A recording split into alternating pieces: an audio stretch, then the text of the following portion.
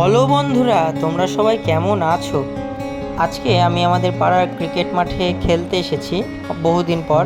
তো তোমরা দেখতেই পাচ্ছ খেলার সব আয়োজন শুরু হয়ে গিয়েছে। উইকেট সব সাজানো হচ্ছে আর সমস্ত প্লেয়াররা এখানে পারিভাগ করছে।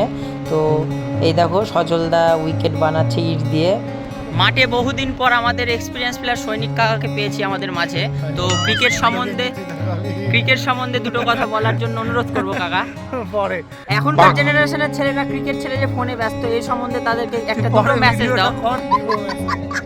সৈনিক কাকা বললো না, লজ্জা পাচ্ছে। তো আমি আর একটা এক্সপিরিয়েন্স প্লেয়ার সঞ্জীব কাকার কাছে যাব, যে এখনকার জেনারেশনের ছেলেরা ক্রিকেট ছেড়ে ফোনে ব্যস্ত, এই সম্বন্ধে দুটো এসএমএস দাও এখনকার জেনারেশনের ছেলেদের।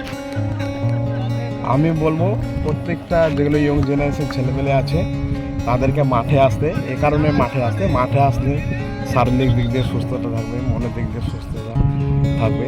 আর যেহেতু ছেলেমেলে এখন দেখছে যেখানে সেখানে বসে পাবজি খেলছে, ফ্রি ফায়ার খেলছে, এগুলোকে দূর হটিয়ে ছেলেমেলেরা মাঠে আসুক, মাঠে এসে খেলাধুলা করুক, খেলাধুলা করলে তাদের মনটা খুব ভালো থাকে। অসংখ্য ধন্যবাদ কাকা। শট